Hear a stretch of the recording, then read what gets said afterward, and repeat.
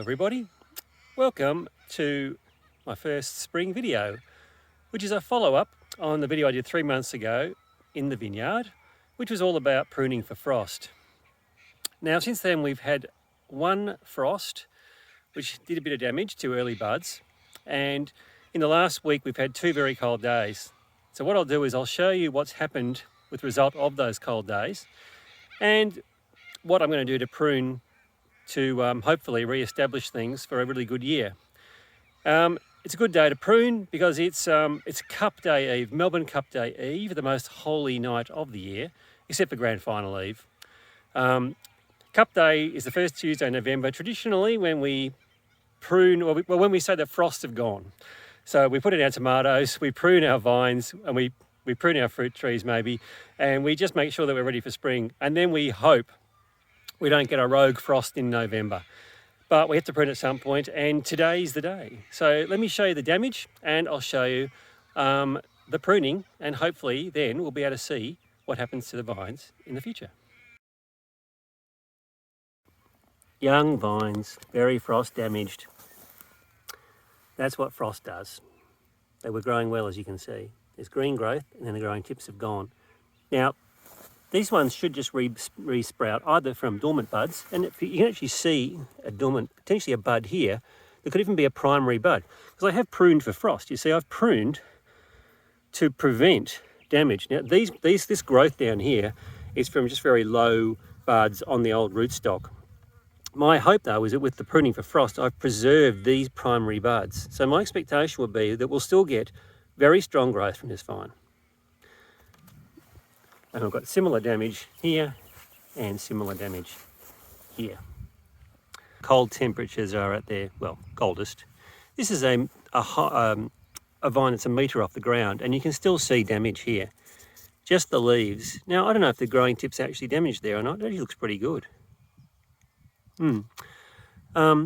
So this one has been protected just by its height, I think. Now this vine is more like a vine that you would have in the future. It's beautifully espaliered along both the arms. We've had some beautiful lateral growth during the year, and we've pruned for frost up to here, leaving a number of buds down each of these stems. Now,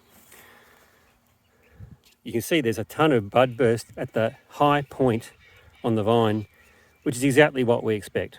That was what pruning for frost was all about. Leaving the buds lower down here, for example, if I can just get the phone to focus, not burst at all. So here's a really good example. Look at this bud here, not really burst, well not burst, about to burst. So what I'm going to do when I prune, maybe come across here and look at these 2 buds here. I'll prune through here, leaving 2 buds here, 1 bud here and 1 bud here, which have not burst, and I'm hoping will be just fine for the year, and we'll lose all this other growth. And the same thing here. And that will give us another one here. See, these buds are protected from the frost, and this one has been as well. This is exactly what I'm hoping in the future. So next year, when we have a even more established vineyard, and if I just pan up, you can see vines behind that are very similarly set up. So now I'll just do some pruning, and we'll take a lot of this growth off, and we'll leave it ready for the year ahead. So I've just pruned this vine to the 2 bud spurs, for example. 1 bud here and there's 1 bud down here. Well, here's a better example. 1 bud here and 1 bud bursting at the base. And they look pretty good and protected from the frost. And there's a little bit of frost you can see here. So this one, we'll see how we go. We just don't know.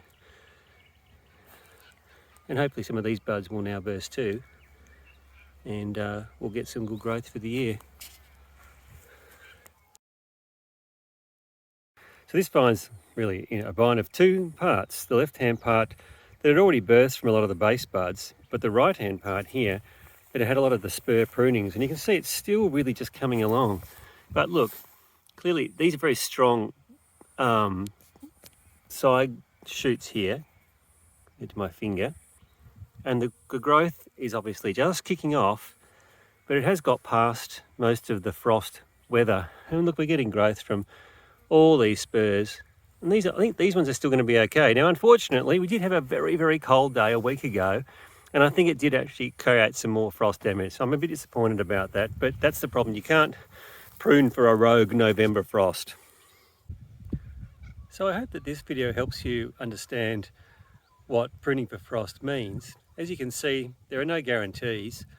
Maybe next year we'll have less devastating frosts. But I like to think that I'll keep going with this technique, and I know that other vineyards in the area have been doing the same thing. So thanks for watching. As always, please subscribe to my channel. I really appreciate it.